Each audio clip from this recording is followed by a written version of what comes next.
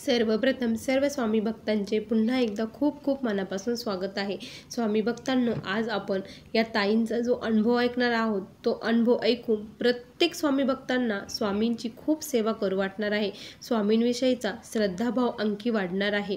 त्यामुळे हा अनुभव अगदी शेवटपर्यंत प्रत्येक स्वामी भक्तांनी आज बघावा। चला तर मग ताईंच्या शब्दात आपण अनुभवाला सुरुवात करूया। ताई म्हणतात, सर्वप्रथम सर्वांना श्री स्वामी समर्थ महाराजांच्या चरणी त्रिवार वंदन। स्वामी भक्तांनो, आज मी माझ्या जीवनातील सर्वात मोठा प्रसंग, सर्वात मोठा अनुभव तुमच्यासोबत शेअर करत आहे। माझे नाव वंदना चव्हाण, मी लातूर जिल्ह्यातील रहिवासी आहे।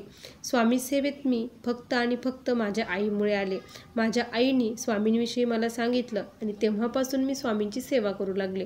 पण माझ्यावरती कोणीही विश्वास ठेवत नसायचं। मी म्हणायचे की तुम्ही देखील स्वामींची सेवा करा, पण घरामध्ये कोणीच करत नसायचं। मी एकटीच धडपड करून स्वामींची सेवा करायची। मला एवढं लिहिता वाचता येत नाही, पण तरी पण जमेल तशी सेवा मी करायची। तारक मंत्र म्हणणे, स्वामींची माळ जप करणे, जे ज्या केंद्रात सेवा होतात तेथे सहभागी होणे, अशी तोडकी मोडकी सेवा मी करत होती। पण खूप इच्छा होती की मिस्टरांनी देखील करावं, पण त्यांनी कधीही स्वामींवरती विश्वास ठेवला नाही। कितीही मोठी प्रचिती येऊ, किती काही अनुभव येऊ, ते म्हणायचे कर्म जसं कराल तसं फळ मिळत असतं। ईश्वर काही नाही, स्वामी वगैरे काही नाही, ते स्वामी काहीच करत नाही असे ते म्हणायचे।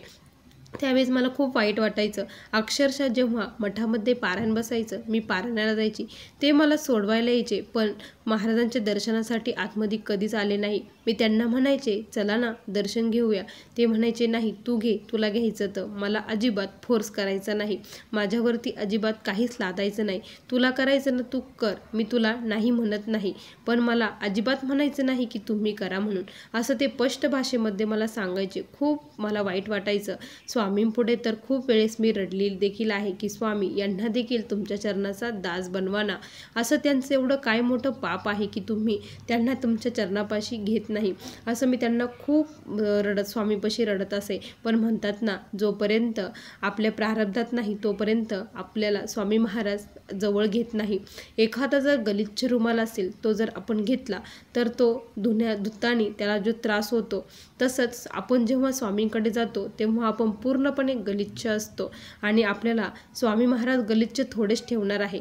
ते साफ करताना जे आपल्याला वेदना होतात त्या सहन करायलाच पाहिजे, पण तेवढा विश्वास आपला राहत नाही आणि आपण डगमगून जातो आणि स्वामींना सोडतो। पण ही चूक मी कधीच केली नाही। मला माहीत होतं एक दिवस असा येईल की स्वामी सर्व काही व्यवस्थित करतील।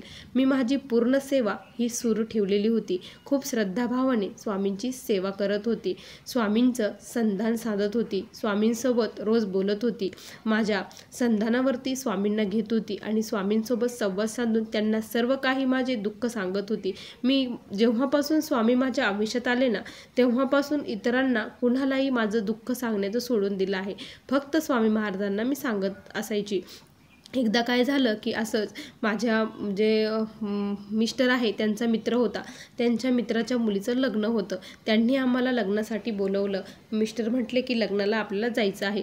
तर मी म्हटलं की आपलं छोटंसं बाळ आहे, माझं बाळ तेव्हा काय 2 वर्षाचं होतं, छोटं बाळ आहे, येण्यासाठी खूप वेळ होईल आणि जाताना घाटाचा रस्ता होता। त्यामुळे मी त्यांना म्हटलं की नको, आपलं जायला नको म्हणून। पण मिस्टर म्हटले की नाही, तो मित्र आहे आणि जायला पाहिजे, आपण जर नाही गेलो तर आपल्याला कोण येईन, आपल्याकडे कोण येईन, असं ते म्हटले। संबंध हे आपले व्यवस्थित करायला पाहिजे असे मिस्टर म्हटले आणि त्यांनी माझं काही ऐकलंच नाही न काही। स्वामी मला संकेत देत होते की मला त्यांना जाऊ देऊ नको। मी खूप त्यांना अडवण्याचा प्रयत्न केला, पण त्यांनी माझं काही ऐकलंच नाही आणि ते लग्नासाठी एकटेच गेले। मी त्यांच्यासोबत गेली नाही, कारण घाटाचा रस्ता होता, आमच्याकडे 4 व्हीलर नव्हती आणि गाडीवरती जायचं होतं, येण्यासाठी वेळही लागणार होता। त्यामुळे मी नाहीच म्हटलं, बाळाला घेऊन नाही जायचं। मग मिस्टर एकटे गेले आणि काय झालं की मग मी स्वामींपुढे दिवा लावला आणि स्वामींना प्रार्थना केली की स्वामी त्यांना सुखरूप घरी घेऊन या, ते गेले आहेत असं विनंती मी करत होती. इकडे माझी स्वामींची माळ जप, तारक मंत्र, त्यानंतर स्वामीचरित्र ह्या सेवा माझ्या झाल्या. स्वामी चालूच होतं आणि मुखामध्ये कंटिन्यू महाराजांचा जप माझा चालू होता. मी कामामध्ये देखील स्वामींचंच नामस्मरण करते. मला कुणाची निंदास्तुती करायला अजिबात आवडत नाही. एखादं जर निंदास्तुती करत असेल ना तर आपोआप माझ्या मनामध्ये श्री स्वामी समर्थ हा मंत्र चालू होतो. काय माहीत काय होतं मला नाही माहीत, पण एखादी गोष्ट जर मी चुकीची करत असेल तर माझा अंतरात्मा मला लगेच सांगतं की नाही, स्वामींनाही आवडत नाही, आणि मग मी लगेच तिथे थांबण्याचा प्रयत्न करते. खरंच स्वामी दुसरीकडे नाही तर आपल्या अंतरात्मामध्येच आहे. त्यानंतर मग माझे मिस्टर गेले आणि तिथं गेल्यानंतर मग मी फोन केला की काय, मग तर मिस्टर म्हटले मी व्यवस्थित सुखरूप पोहोचलो आहे, लग्नही झालं आहे, जेवण वगैरे झाले, आता मी माघेरी निघण्यासाठी येत आहे. मी त्यांना सांगितलं की कुठेही थांबू नका, कुणाशी बोलू नका आणि हळूहळू दम्मानी आपल्या घरी या असं मी त्यांना सांगितलं आणि मी फोन बंद केला. आता मी मिस्टर गाडीवर आहे त्यामुळे फोन मध्ये करणार नव्हती. स्वामींचा जप चालू होता. स्वामी त्यांना सुखरूप घरी घेऊन या एवढीच विनंती मी स्वामींपुढे करत होती. काय माहीत, पण मला त्या दिवशी खूप बेचैन वाटत होतं, काहीतरी घडणार असं मला वाटत होतं. आणि जो दिवा मी लावलेला होता तो असा खूप मंद मंद चालू होता. जो माझा दररोज दिवा असतो ना तो खूप तेवलेला असतो, असं खूप लख्ख प्रकाश असतो, पण त्या दिवशी खूप मंद मंद तो चालत होता. त्यावेळेस असं वाटत होतं की आज एवढं उदासी का भरली आहे, का बरं असं होत आहे. मग माझे मिस्टर येत होते आणि घाटाचा रस्ता लागला, रात्र अंधारही झाला होता, घाटाचा रोड लागला आणि त्यांचा मोबाईल सारखा वाजू लागला. खूप त्यांना फोन येऊ लागले, तर त्यांना वाटलं की कोणाचं अर्जंट काम असेल, काहीतरी असेल, म्हणून ते थांबले आणि फोन घ्यावा एवढं त्यांना वाटलं, म्हणून त्यांनी खिशातून फोन काढला. तेवढ्याच काय झालं, मागून एक ट्रक आला मोठा आणि लख्ख प्रकाश पडला. त्या प्रकाशामध्ये पुढे थोडा ट्रक गेला आणि तो ट्रक डायरेक्ट घाटामध्ये खाली पलटी झाला. ज्यावेळेस तो ट्रक पलटी झाला, मिस्टरांच्या पायाखालची जमीन सरकली, कारण त्यांनी इतका जवळून हा अपघात बघितला की बस त्यांना खूप भीती वाटत होती. आणि त्यांनी लगेच मोबाईल आतमध्ये घातला आणि जो ड्रायव्हर होता आणि तो जागेवर तिथे गेला होता. खूप भीती वाटली. त्यानंतर ते तिथून निघून आले. घाटाचा रस्ता संपला आणि आपले नॉर्मल रस्त्याला लागले आणि तिथे चहाची एक टपरी होती.